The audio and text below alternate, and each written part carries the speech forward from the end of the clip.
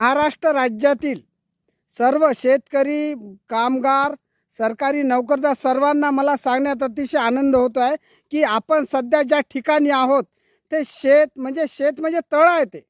त्या तळ्यामध्ये हे पहा शिंगाडे, आपण बाजारात जातो शिंगाडे खातो, पण ते शिंगाडे कसे निर्माण होतात तर ते आपल्यापैकी किती जणांना माहीत असते. तर पहा आपण प्रत्यक्ष शिंगाड्याच्या शेतात आलेलो आहे. शिंगाड्याचं म्हणजे असं शेत नसते, तळ आहे.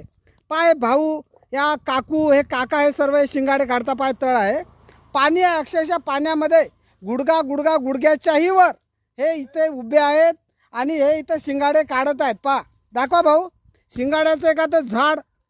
हां पहा, दाखवा इकडे. पहा हा कॅमेरा पहा, इथे पहा, हे आहे, हे पहा, पाहिले शिंगाडे हे असे असतात. हे अशा प्रकारचे झाड आहेत, पूर्ण शिंगाड्याचेच आहेत.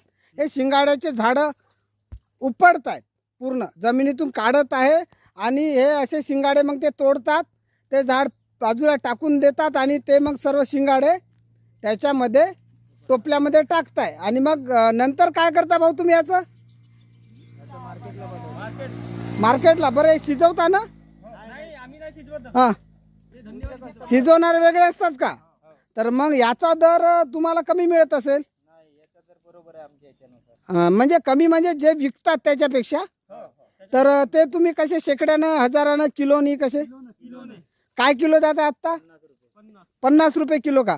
तर बा आता हा जो एवढा हा म्हणजे हा भाग आहे, तर इथे दरवर्षी तुम्हाला किती क्विंटल होते? हे क्विंटलचं म्हणजे काही क्विंटलचं सांगता येत नाही, पण आता ॲक्च्युली आता थंडी पडली तर आता बजेट वाढत जाते. थंडीमुळे जास्त होते आहे ना? थंडीमुळे जास्त होते. बरं, आता हे एकदा उपडले का याच्यानंतर इथं काहीच होत नाही? नाही, याच्यानंतर आता इथं 18 दिवसानंतर. 18 दिवसानंतर काय टाकता? गहू? वगैरे नाही, आता परत 18 दिवसानंतर थोडा चालू आहे. परत 18 दिवसानं शिंगाडेस का? तोपर्यंत हे पाणी सुकून जाते. हां हां, हो का? बारीकवाले राहते का इथे? वा वा वा, म्हणजे तुम्हाला 2-3दा तुम्ही हे शेती करू शकता.